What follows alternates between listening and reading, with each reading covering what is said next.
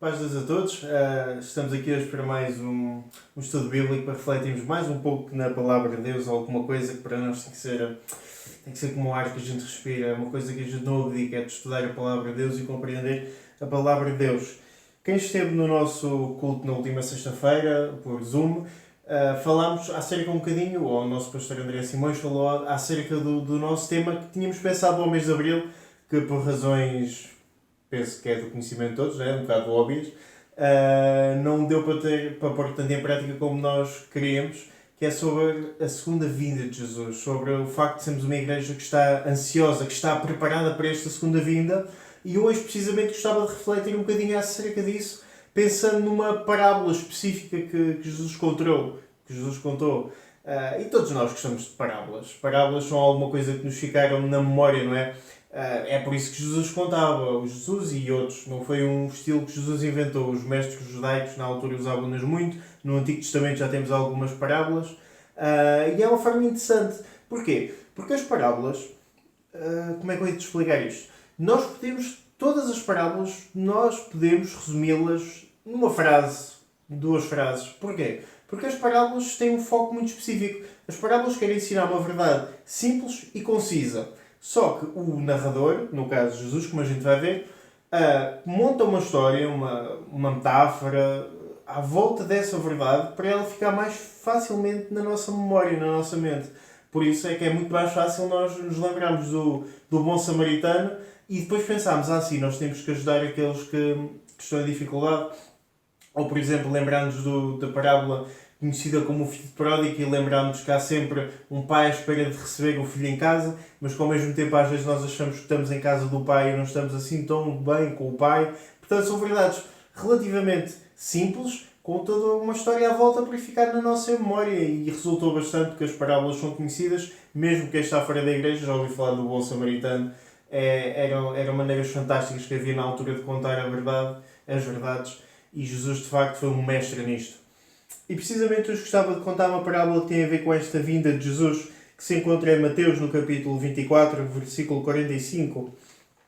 Mateus 24 e Mateus 25 são talvez os capítulos mais difíceis que temos nos Evangelhos, a par com os seus paralelos, que é em Lucas 21 e em Mateus 13, que são os paralelos deste texto. É aquilo que nós chamamos o discurso ou o sermão do Monte das Oliveiras, ou o sermão profético. Jesus está na sua última semana, antes da crucificação, e ele tem esta pregação extensa. Mateus dedica-lhe 2 capítulos, e isto provavelmente é um resumo daquilo que Jesus ensinou naquela tarde, em que Jesus está a falar acerca do futuro, muito focado nos judeus e na nação de Israel, mas Jesus está a falar acerca das coisas que viriam, do princípio das dores, dos sinais da sua vinda, da sua retoma. Como nós sabemos, Jesus subiu aos céus, Jesus ascendeu, conforme nos está relatado em Atos no capítulo 1, mas Jesus vai voltar e nós estamos à espera dessa segunda vinda. É uma segunda vinda em que nós iremos ter com Ele aos ares e a partir daí estaremos nas bodas do Cordeiro, estaremos com o nosso Senhor para sempre. Nós esperamos esse momento e nós temos que ser uma igreja que anseia esse momento. E Jesus está a falar acerca de uma série de questões em Mateus 24 e Mateus 25 relacionadas com este futuro, com o futuro escatológico. E mais ou menos a meio deste discurso, Jesus conta uma série de parábolas a partir de 24, 32 até 25, 30. Jesus está a contar uma série de parábolas encadeadas: a parábola da figueira, a parábola que nós vamos estudar, a parábola das 10 virgens, também muito conhecida, a parábola dos talentos, também ela muito própria e muito conhecida. Parábolas que nos levam a refletir sobre este tempo que virá, sobre a nossa preparação para este tempo, para esta vinda de Jesus.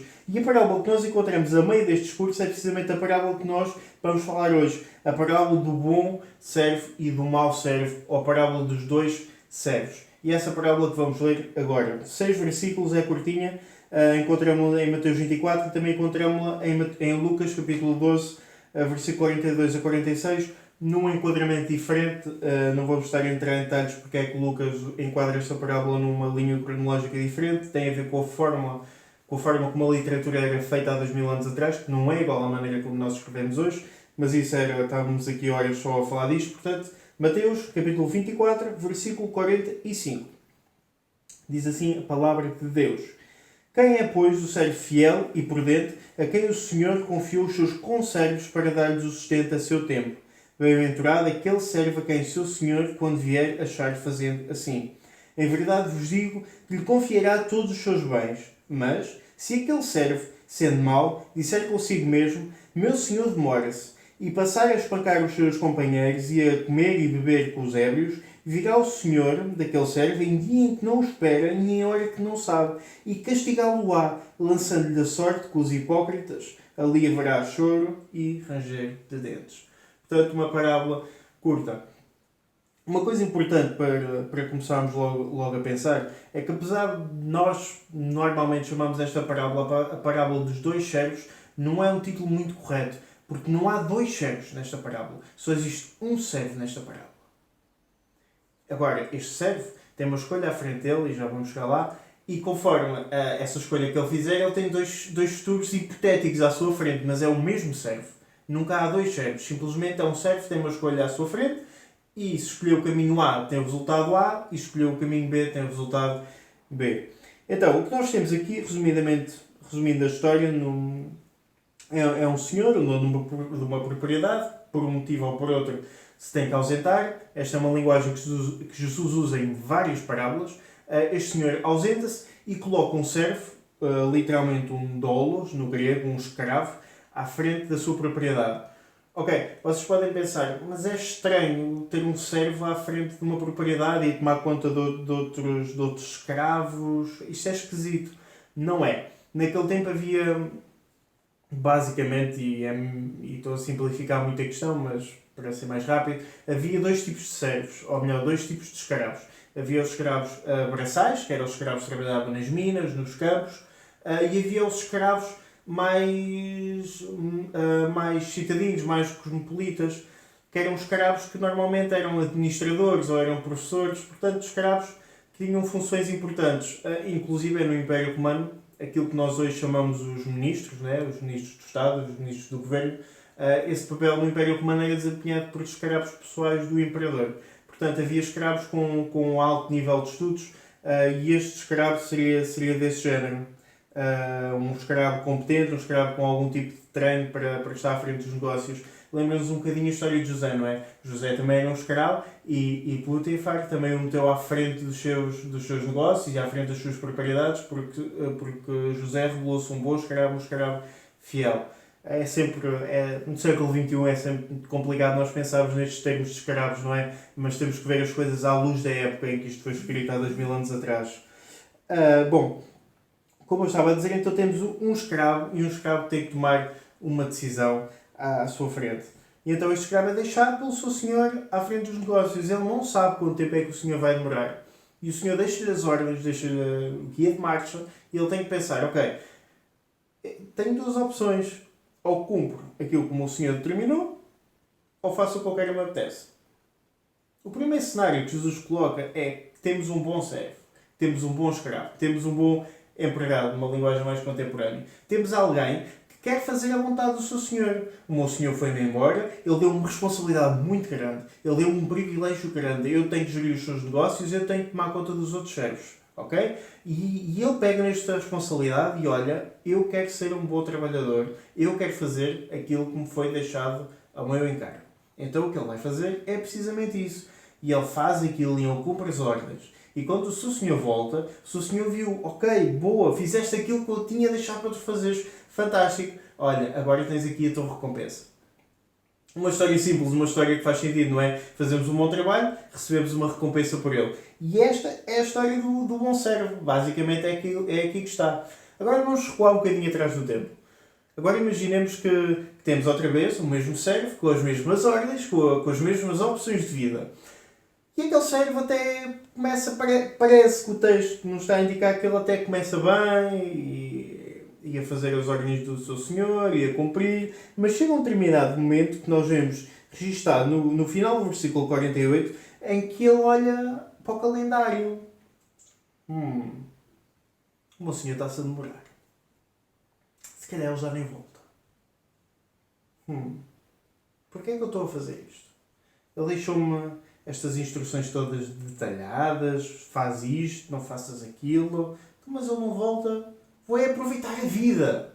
E foi isto que este servo pensou. Ele pensou, eu vou aproveitar a vida. E o que ele fez foi aproveitar a vida do ponto de vista dele. Ele olhou, o meu Senhor demora-se. E aqui vemos um bocadinho de Jesus a dar uma pista que a sua volta não seria tão rápida como alguns naquele tempo estavam a pensar. Como vemos, por exemplo, na carta de Paulo aos Tessalonicenses.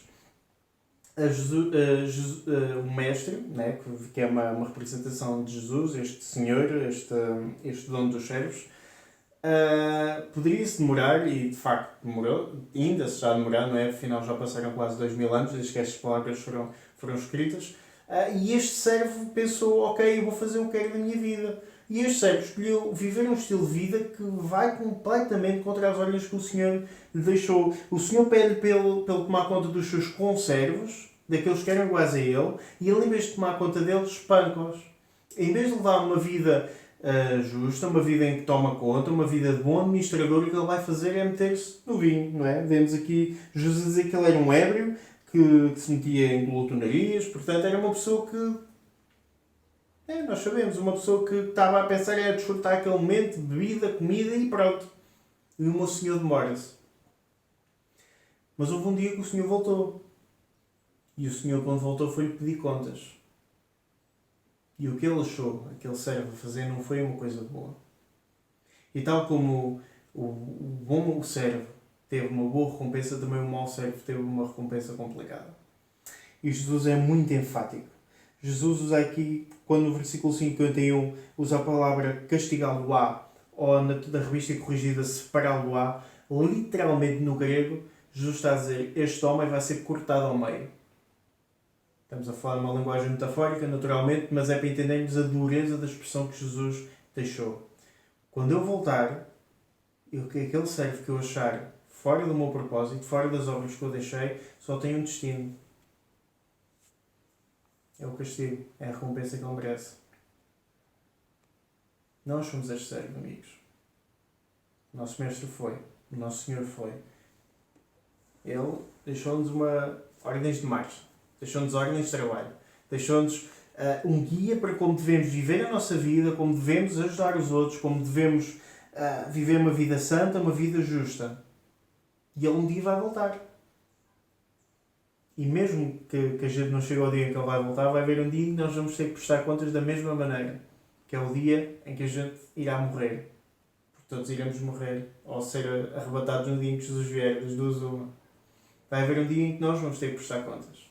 Vai haver um dia em que o nosso Senhor vai voltar e ver o trabalho que nós estamos a fazer. Como é que Ele nos vai achar? Vai nos achar a cumprir as ordens que Ele deixou? Ou viver a vida que a gente quer? Uma vida sem valor?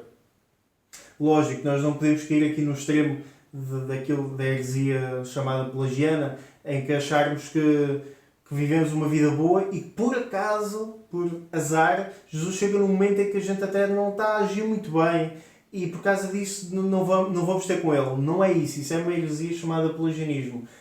O que Jesus nos fala é de um estilo de vida, é como é que é a nossa vida. Nós estamos a viver uma vida, de facto, uma vida de filhos de Deus, uma vida de quem aceitou Jesus, de quem tem a fé nele, ou estamos a viver uma vida ao contrário. Somos santos, como diz a expressão que se usa muito, somos santos que pecam de vez em quando, ou somos pecadores de vez em quando fazem uma coisa ou outra boa. Este é o paradigma, é isto que nós somos confrontados. E todos nós temos que refletir como é que nós estamos a viver. Nós estamos a ser o bom servo ou estamos a ser o mau servo? Amigos, esta parábola é muito simples. E o ensino que ela nos deixa também é muito simples. O ensino que esta parábola resume-se a uma pergunta. Resume-se à pergunta de estás tu a fazer aquilo que Jesus deixou para tu fazeres enquanto Ele está ausente? Se a resposta for sim, então há uma recompensa. Se a resposta for não, então há um castigo. Este é o ensino simples desta parábola. É o ensino que nos tem que fazer refletir. Há umas semanas falámos acerca de um texto similar lá em Êxodo, em que também tínhamos que fazer uma escolha. Viver de acordo com aquilo que Deus queria ou não. E aqui é similar. Estamos a pôr as coisas num outro contexto. Jesus está a apresentar, no fundo, a mesma verdade que Moisés falou milénios antes disto. Nós temos uma escolha para fazer. Nós temos que escolher ser bons servos ou maus servos.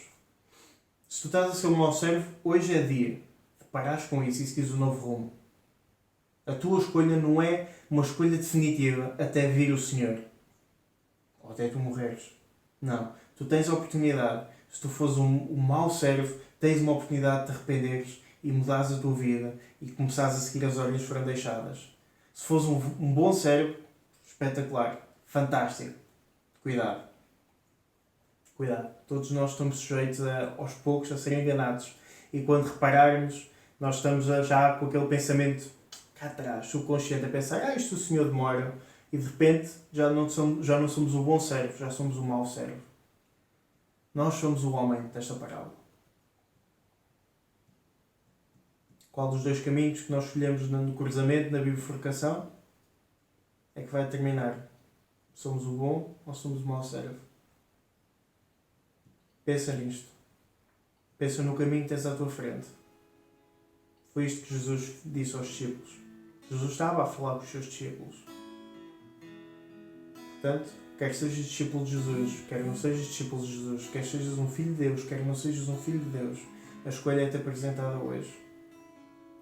Ou escolhes o bom caminho, ou escolhes o mau caminho. Ou escolhes ser o bom servo, ou escolhes ser o mau servo. Desta mensagem.